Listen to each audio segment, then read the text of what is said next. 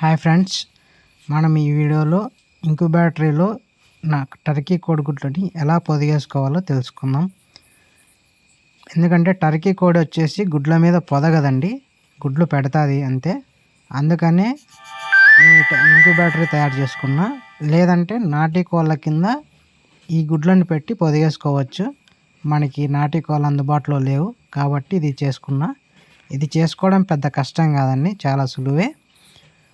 ఒక bulb holder, ఒక box ఉంటే చిన్న కప్పులో వాటర్ పెట్టి ఇలా గుడ్లకు వచ్చేసి వన్ సైడ్ మార్క్ వేసుకోవాలండి.